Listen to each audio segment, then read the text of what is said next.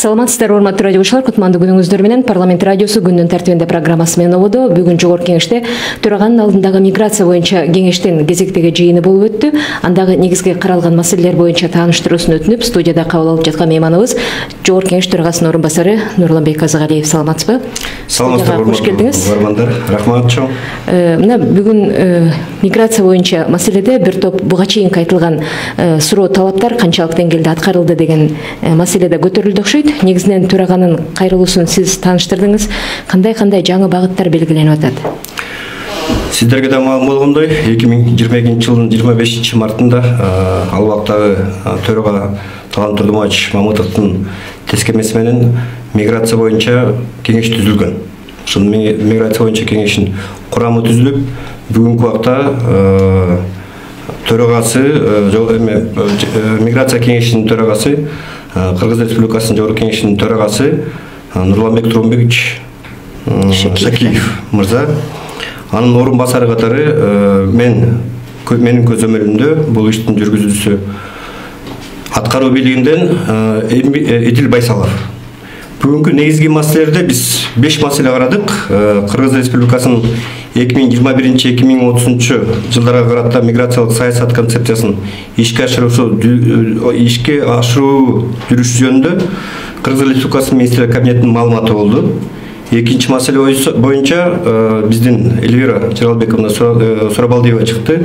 Ысык Көл облусунун Чолпон Ата шаарындагы алтын балалык ден соолукту чыңдоо жана реабилитациялык борборунда чет өлкөлөрдөгү мекендештердин балдары үчүн жайкы этнолагерди уюштуруу боюнча.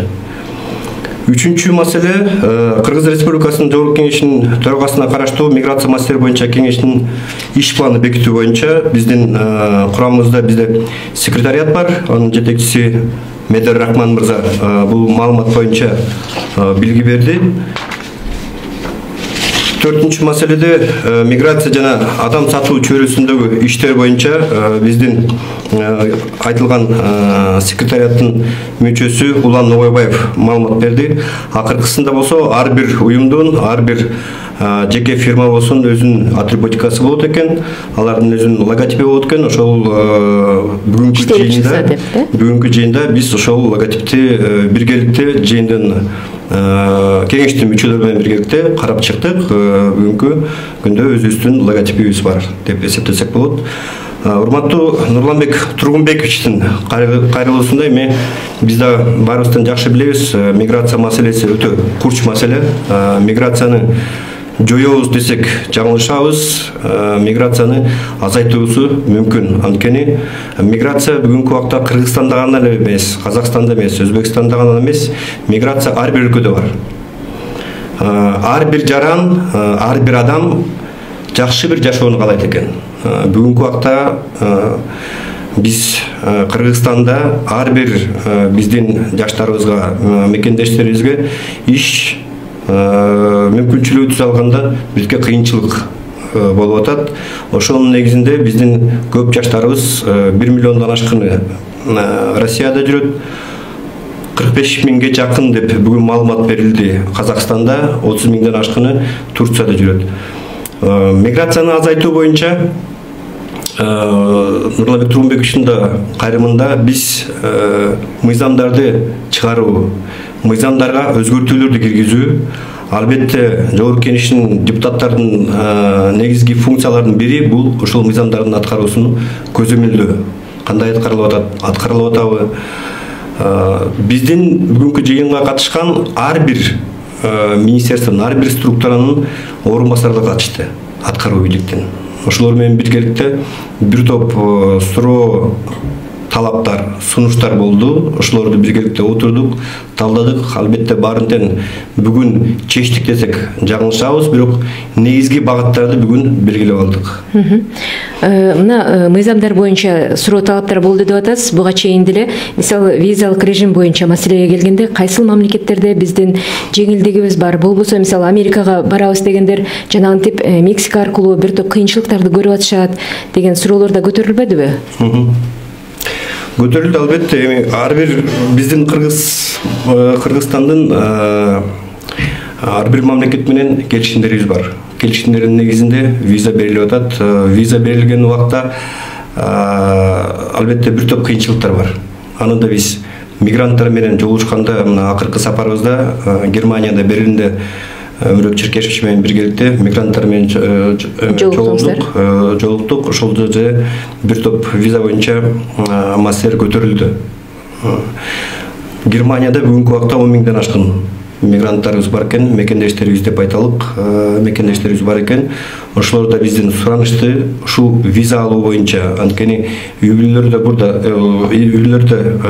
Кыргызстанда болуп калып атат. Ошо ата-энебиз келсе, биздин үй-бүлөбүз келгенде виза алганда бүткө кыйналып жатабыз деп. Биз бул маселе боюнча Тышкы иштер министрлиги менен тыгыз байланыштабыз. Бүгүндө ошол маселелер боюнча бир топ орчундуу маселелерди, көйгөйлүү маселелер көтөрүлдү. Маселени тикесинен койдук. Эгерде мамлекеттер арасы келишимдер бар болсо, визачылыкта мындай кыйынчылык болбош керек деген эме келдик, жыйынтыкка келдик. Мен ойлойм, ушул Тышкы иштер министрлигинин алкагында бул виза маселелерин чечебиз, биргеликте чечебиз деп.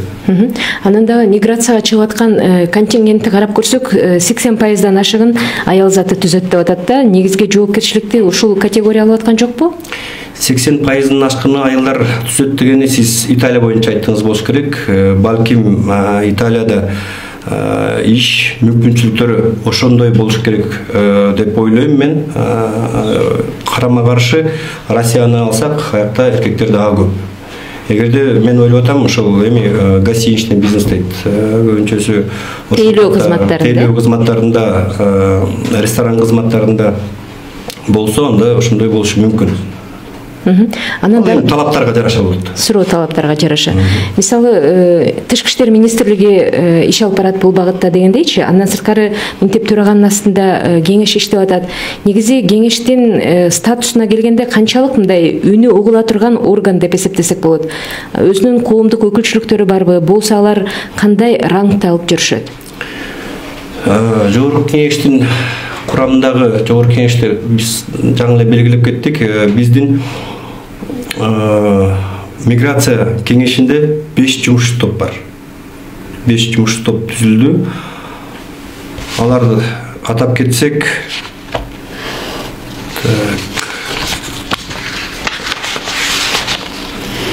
ар бир тармак боюнча? Ар бир тармак боюнча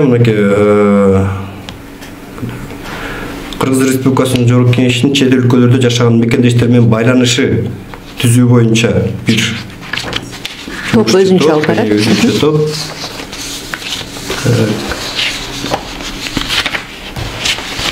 Анда буларды биз сайтка маалымат жайгаштырып атканда тактап көрсөтүп коелу. 5 топтун немесин берейин мен сизге. Ошол 5 топ өзгөчө маданиятта бар, мекендештер менен иштөө боюнча бар. Анан кийин адам качыруу боюнча, адам сатуу маселеси боюнча дагы ошол жумушчу топтор бар. Бүгүн жумушчу топторго да мен кайрылып кеттим. Эгерде кандайдыр бир көйгөйлүү маселелер болсо, ошол маселе менен бизге кайрылсаңыздар болот.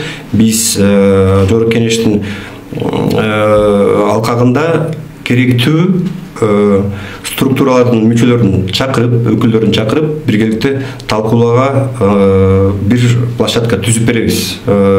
Россия боюнча дагы бүгүн да мен чакырып кеттим. Ушул күз айында биз бир мерчендер отабыз. Буюрса Россияга дагы биздин Тышкы иштер министрлиги болсун, миграцияны караган министерство болсун, ошолор менен биргеликте, коомчулуктун өкүлдөрү менен биргеликте Россияга барып биздин депутаттар менен, ал жерде Россия Федерациясынын депутаттары менен биргеликте, аткаруу бийлиги менен биргеликте бир площадка түзүп, ошол жерде көйгөйлөрүбүз бар болсо, ошону биргеликте карайлык деп чечтик. Эми башында белгилеп кеттим, жогорку кеңештин мыйзам чыгаруу функциясы менен биргеликте көзөмөлдөө функциясы бар. Ошон үчүн мен айтып атам, миграция боюнча ошол менен алектенген аткаруу бийлигинин өкүлдөрү менен биз биргеликте тыгыз иштешибиз керек. Эгерде мыйзам жол бербей жатса, алар бизге алып келип, ошол мыйзам долбооруну өзгөртүүлөрдү бизге алып келсе, биз карап, тийиштүү комитеттерде карап, албетте аны биз чечкенге даярдыкты белгилейбиз. Мына депутат Эльвира Сурабалдиева көтөрүп кеткен маселени кайрадан козгогум келип атат. Буга чейин эле ошондой сунуштар көтөрүлүп, бирок аткарылган жылыштуу иш болбой атат да, ушундайбы? Эльвира Жаралбековна менен биз дагы бир сыйра сүйлөштүк. Биз бул маселени дагы мындайча айтканда былтыр бул маселе чечилиптир. Россиядан келген биздин мекендештерибиздин 100 өспүрүмү, 100 баласы ошо алтын балыкка барып эс алып келишиптир. Быйылкы бюджетке каралбады деп айтып атат, бирок ошол менен бирге Нурдөлөт мырза миграция министерствосунан айтып кетти. Быйыл Кыргызстанда биз 550 путевка берет атабыз дейт. Ошонун 10%-ны биздин сыртта жүргөн миграцияда болгон мекендештерибиздин балдарыбызга бөлүп беребиз деп айтты, 55-ни. Ошол эле жыйында биздин миграция кеңешинин мүчөсү Асанбеков мырза да белгилеп кетти. Мен 10 биздин мекендешибиздин балдарына өзүм бир путевканы таап берем дегенде белгиледи. Мен эмки жумага Эльвира Жаралбековна менен биргеликте биздин социалдык комитеттин төрайымы Райымбачаева Венера Калбековнаны чакырдым. Биз биргеликте отуруп бул маселени чечкенге аракет кылабыз. Мен ойлойм, эми бул чечиле турган маселе болуш керек. Анткени 100 өспүрүмдү айтып атсак, 65-и бүгүнкү күндө камсыз кылынды деп айтсак болот. Артта 35 өспүрүмдүн путевкасы калып тур. Мен ойлойм, бул маселени биз чечип, бул жылы дагы бул иш-чараны жүргүзсө болот, да? Бул ошондо бир жылга эсеп 100 бала менен эле чектелип калып атабы же ар бир агым потокто ушундай балдарды кабыл ала алабызбы? Бир жылда 100 бала менен чектелип атат. Азырынча. Биз ойлойбуз, эмки жылдарга бир каржы булактарын тапсак, мында жолдорун караштырса болот. Андан кийин миграцияга чыгып аткан жаш куракка дагы көңүл бурсак деп депутат Шайлообек Атазов сунуш кылды окшойт. Мурда 18 жашка чыгып чыкпаган балдарыбыз деле кетип калып атат. Мүмкүн болсо 23кө жылдырсак кандай болот деп. Бул адам укугун чектөө болуп калбайбы? Мен депутатка бир сын пикиримди айтпайын. Биз мындай кылалык. Шайлообек Карабекович бул мыйзамдын долбоорун алып келет. Анын да сиздер да билесиздер. Анда бир ай аны биздин сайтта болот, бир топ талкуулар болот. Ошо талкууларды угалык. Анткени азыр эми кандай кылып сунуш киргизип атат, аны так дагы түшүнө элек мен. Ойлойм, биз муну тегерек столдо болсун, биз площадка бир платформа түзүп берелик талкуу үчүн. Албетте биз бул маселени комитеттерде карайбыз. Андан комитеттер эгерде макулдугун берсе, колдоп берсе, бул мыйзам долбооруну пленардык жыйынга чыгарабыз. Бүгүнкү убакта муну эми мындай катуу сын пикир айтууга мен айтам, мен ойлойм, туура эмес. Биз ушул мыйзам долбоорун биз карап чыгабыз. Тең салмактап караш керек, карап чыгабыз. Деңкиси өспүрүм улан кыздын токтолушуна, баягы аркы беркине таанышына мүмкүнчүлүк түзө турган ошол жаш курак 23 жаш деп атат окшойт. Бирок окууга өткөн студенттерге жол ачык, ушундайбы? Туура. Анда атайын студияга келип бергениңиз үчүн ыраазычылык билдирели. Урматтуу радиочулар, сиздер Парламент радиосунун күндүн тартибинде программасынын бул жолку чыгарылышында миграция темасына кайрылган талкууну уктуңуздар. Студияда мейманда Кыргыз Республикасынын Жогорку Кеңешинин төрагасынын орун басары Нурланбек Азыгалиев болду. Саламатта болуңуздар.